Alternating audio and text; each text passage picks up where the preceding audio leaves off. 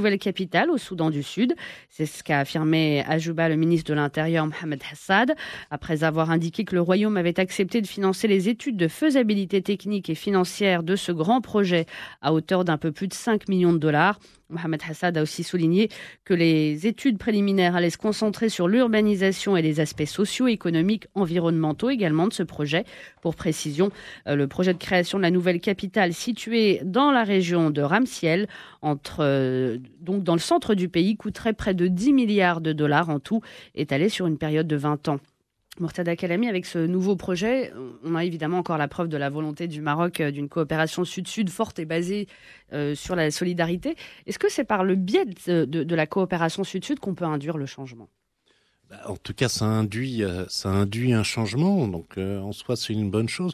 Bon, je crois que c'est pas les 10 milliards que le Maroc prend en charge. C'est 1 milliard de. Non, c'est le projet. Voilà, c'est le projet qui va coûter. La construction de cette capitale va coûter en tout près de 10 milliards de dollars. Et enfin, le Royaume accepte de financer des études de faisabilité technique et financière. Qui sont confiées au groupe Al Omran. Voilà, à hauteur de un peu plus de 5 millions de dollars. Donc, 5 millions. Oui. Ah oui, quand même. Donc ça, on a ici alors une diplomatie sud-sud. On a ici une intervention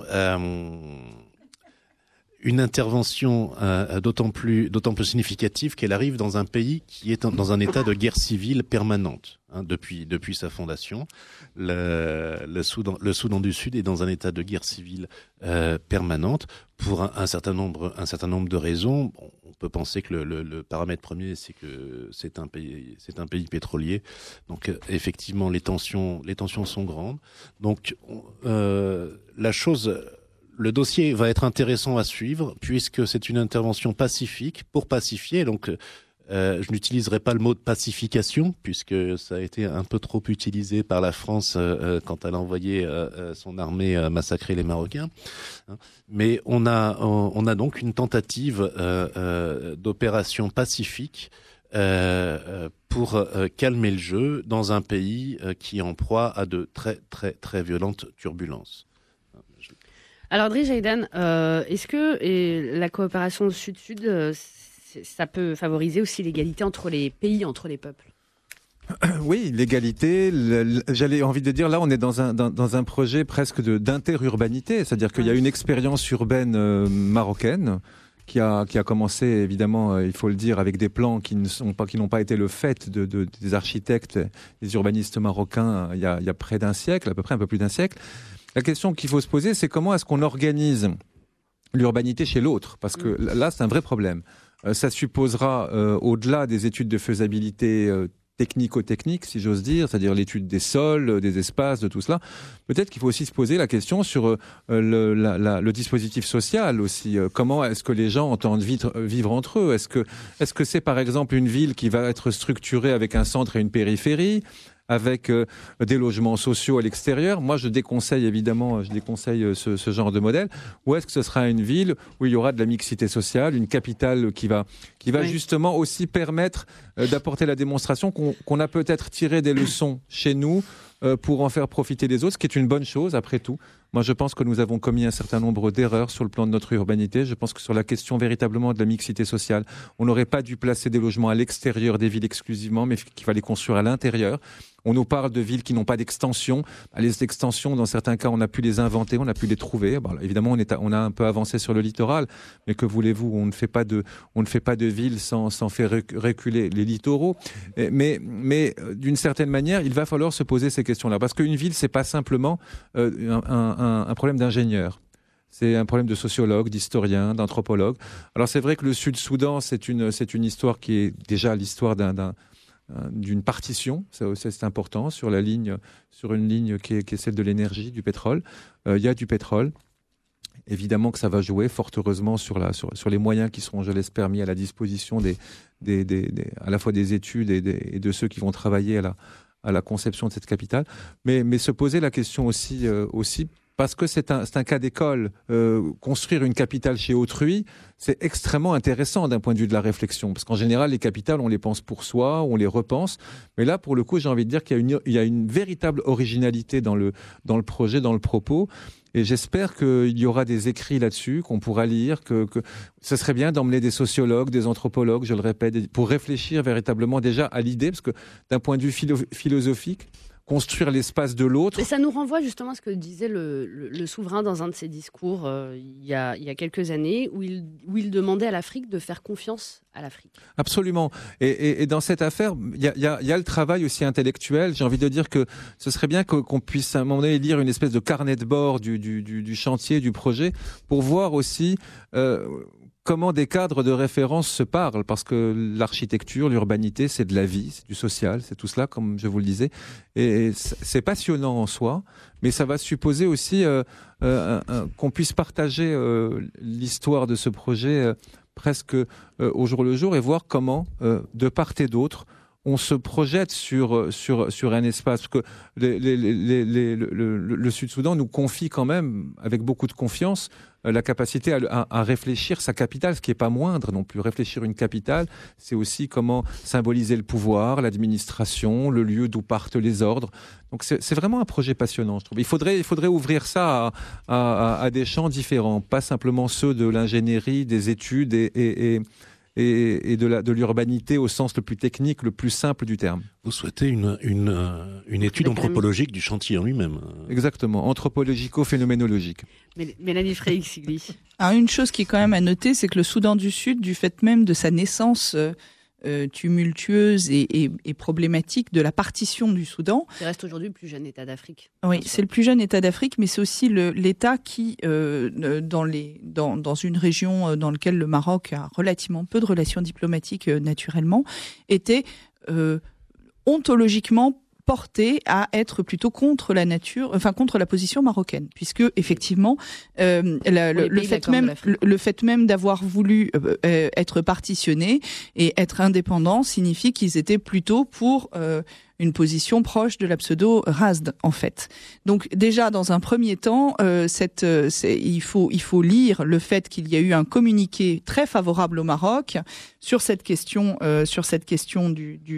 du Sahara par le Soudan du Sud au même moment. Le président justement sud-soudanais, Salva Kiir, il a dit ces deux conflits n'ont pas la même genèse, ils n'ont pas les mêmes explications et pas les mêmes circonstances. C'est pas la même chose. Exactement, mais c'était pas gagné au départ et il fait ce communiqué qui est un communiqué conjoint entre le Maroc et le Soudan du Sud au moment de l'accord pour la construction de la capitale. Donc c'est un petit peu, si vous voulez, la consécration de l'idée d'une coopération économique et technique sud-sud qui va régler des problématiques diplomatiques. C'est surtout ça déjà dans un premier temps. Les deux sont concomitants. Cette déclaration conjointe est concomitante au fait que le Maroc non seulement va construire cette capitale, mais en financer une partie aussi de la construction. Parce que le Soudan du Sud a beau avoir du pétrole, il n'a pas les raffineries, il n'a pas les oléoducs. Donc, d'une manière générale, il a peu les moyens d'exploiter son pétrole, qui pour le moment pose encore d'énormes soucis. Donc, on est là dans quelque chose qu'il faut déjà lire aussi comme un coup diplomatique assez intéressant et une forme de diplomatie que le Maroc a d'ores et déjà annoncé depuis un certain temps, qui est de dire nous sommes des pragmatiques, nous faisons du business et de cette manière nous réglons les conflits. Donc, nous sommes effectivement dans ce cadre-là et le Sud-Soudan est un exemple assez frappant de la réussite de cette politique diplomatique, puisque, je répète, dans cette région de l'Afrique, on a peu de relations diplomatiques, et en plus, ontologiquement, le Soudan du Sud était porté à être contraire à la position marocaine. Tahel Shakir. Est-ce qu'il est possible d'aller beaucoup plus loin, finalement, dans l'intensification de la coopération Sud-Sud et la coopération interrégionale en Afrique ? Oui, alors bien sûr la réponse est oui. Il y a toujours une marge de travail, puis elle est intéressante, elle est immense. Alors ce qui est intéressant dans tout cela, c'est que Sa Majesté pense l'Afrique, il dit des choses sur l'Afrique et il fait en Afrique. Ça c'est très important. Au lendemain de son discours, voilà qu'il touche un pays qui était effectivement lui aussi dans une forme de marginalité, parce que qui visite le Sud-Soudan et qui défend le Soudan? Très peu de personnes. Donc là aujourd'hui, il défend effectivement un pays qui est tout frais. C'est l'un des derniers à avoir rejoint le l'ONU, bien entendu, et il participe quelque part à une vraie collaboration. Vous savez, c'est comme ça qu'on éteint les conflits, parce que il y a juste une année, il avait même envoyé une invitation au président Omar el-Bashir, pardon, et donc là, on est sur une volonté d'apaiser, une volonté de travailler autrement, une volonté de construire. C'est tout le discours, c'est toute l'intention, et c'est très important parce que justement, quand on parle de cette Union africaine qui souhaite mettre en place fin au conflit, qui souhaite intervenir, en tout cas qui a comme objet et comme mission l'intervention et puis la prévention des conflits, eh bien je pense que par cette diplomatie active, par cette diplomatie, j'allais dire, de la main tendue, par cette diplomatie du rapprochement, par cette diplomatie réelle aussi, parce qu'il faut bien le rappeler, c'est important d'être dans le réalisme politique. Et je reprends la phrase du discours, nous n'avons pas l'unanimité dans la salle, et on le sait parfaitement, mais c'est pas ce qui va nous empêcher justement de collaborer et d'être dans une forme de participation à un travail sud-sud. Oui, bien entendu qu'il y a énormément de choses à faire. Ce qui se passe aujourd'hui en Afrique, c'est qu'il y a encore des pays qui sont en difficulté à cause de guerres, à cause de conflits, à cause d'incompréhension, et peut-être qu'ils auraient besoin de certains modèles.